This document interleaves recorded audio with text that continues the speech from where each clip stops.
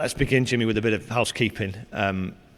Shall we start with the aftermath of the weekend and the red card situation? Is there anything to report that's new on Seamus Keneally and his red card and what came out of that game?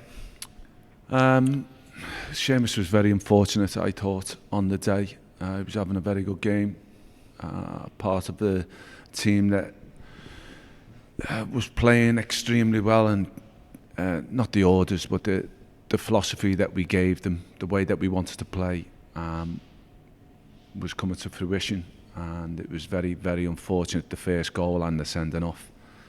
And but we've gone through the game this week with the players, and I think Plymouth only had a couple of entries into the box. It was never a 3-0 game, and we'll take the positives from it, move on. Seamus, we never appealed it.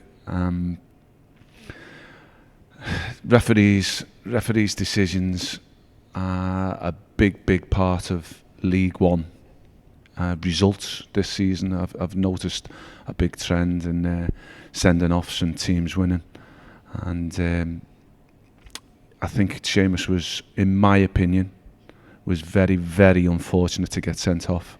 I thought there was only one outcome, and that was for the Plymouth player to get sent off, and possibly a yellow for Seamus for sliding in to avoid a tackle. So he's very, very unfortunate, and he'll now serve a 3-match ban. Is it as simple as, even if you don't think it was a red card, if you don't think you're going to win an appeal, there's no point? Exactly, and you know, there is a cost involved in appealing as well, which I presume is roughly about £1,000, if I'm not mistaken. And we just thought, we watched the tackle back numerous times, had lengthy discussions in our 7-hour trip home, and we just thought that we didn't think we were going to win that particular appeal, so we took it on the chin and we move on.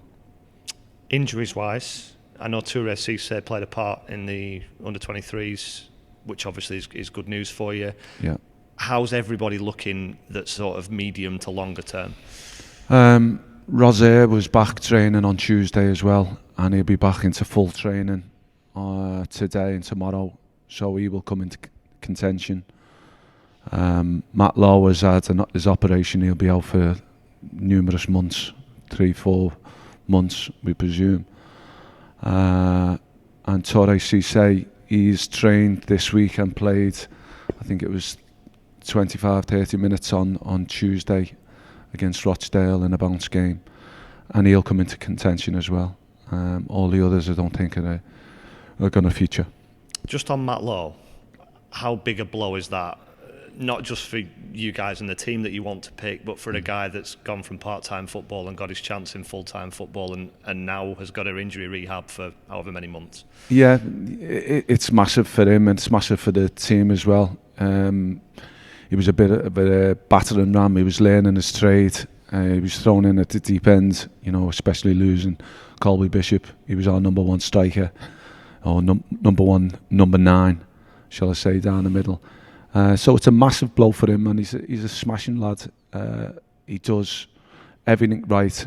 He's so committed to the cause and to the club. I really feel for him, but he's very, very positive. He always takes the positives from things, what I've noticed, and he'll bounce back and he'll be a stronger player for it as well. Plymouth aside, and you've already made the distinction between the performance and the result in that game, how much have you almost thrived in the adversity? 3 wins on the spin, keeping clean sheets, with a pretty large number of players out. Is that just the way that Accrington Stanley and yourself and John and the sort of staff around this place kind of not relish but respond to? Yeah, possibly, and I think it's a lot of people expect that from us now as well. It was great having the 3 wins, possibly 4 clean sheets. Should have been. The Morecambe goal was a freak goal. We have worked a lot on our defensive shape, and it was annoying. The first goal, going back to the Plymouth game, it was totally avoidable, and it's something that we looked at length this week, and we've been very good. been very good, especially at home. Our home form has been, I think, over the last couple of seasons, rock solid. We'll relish Derby coming here. A little bit in, I wouldn't say turmoil. You know, they've fought with everything to stay alive as a club, and you know, you can only commend them on that. They've done magnificent to even be competing and put a team out at one stage. We didn't even think they were going to be able to put a team out. It is a strong team, and I still think they're finding their way. It's a very, very difficult league, this, very difficult to what they've experienced in the last, you know, 30, 40 years. And they'll find the feet, and someone will get it right. They've got a very good manager now, and it'll be a really tough game, and one that we're really, really looking forward to.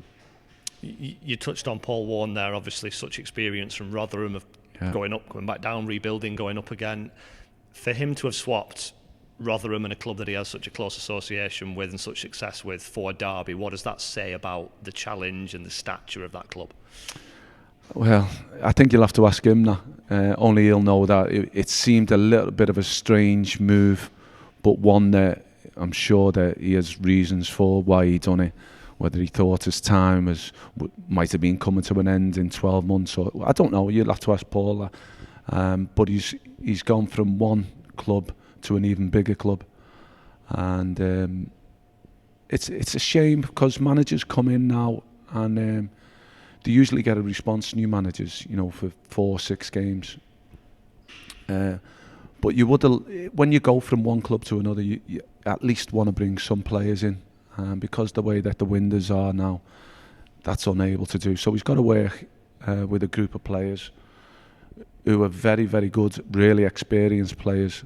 And I'm sure he'll get a tune. He'll stamp his own authority onto it and his own identity into the style of play that they want to play.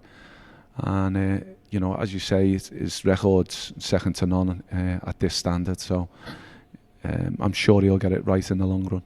How valuable, how important is the sort of stature and history and size of a club in a division that's full of clubs like that? Yeah, well, they are. They're a massive club, aren't they? They're one of the biggest now in League One, if not the biggest, you know, along with the Sheffields, Ipswich, Portsmouths. They're all massive, massive clubs, and you just feel as though they're just finding their feet. Things aren't quite right at the minute. It's great for us because, you know, we'll be playing 11 men on our hallowed turf, and we'll be telling them that that's exactly what you're doing. You're playing 11 men. You're not playing a club who won the league in 71, 74, was it, under Mr. Clough and Dave Mackay. You're playing a team, a League One team, on an even keel on our pitch, and as I say, our form has been rock solid at home. We've had the odd defeat here and there and a few performances, but on the whole, our players give absolutely everything every time they put an Accrington shirt on. So we're going to really relish this. It'll be a great crowd, great day on Saturday, and we're really looking forward to it. How proud are you of that home form? I think it's 2 defeats in the calendar year, something like 9 wins, 10 draws, and we're in October now. That's quite good going. How hard is it to maintain it? Very hard, very hard. We have to get them up for it. If we're going to stay in this division and we're going to challenge up the top, you've got to win your home games. So you just mentioned there 9 wins, 10 draws. I think a lot of them draws could have been wins as well. We've got to try and turn them into wins and climb that table. It'll be ironic that if we win Saturday, we'll go above Derby. I know they've got a game in hand on us, but that'll be a big step to staying in this league. And you know, certainly with over a quarter of the season gone, it'll be, you know, you start figuring out where about you're going to be in the league table come May time. So it's a massive game for us. One we're really looking forward to. One we know we have to improve in certain areas. And, you know, I just hope that, you know, the likes of Tommy Lee shows what he really can do in front of goal. You know, people are saying, well, if you'd had a centre forward, Tommy's led the line, absolutely magnificent. You've got to remember where he's came from as well.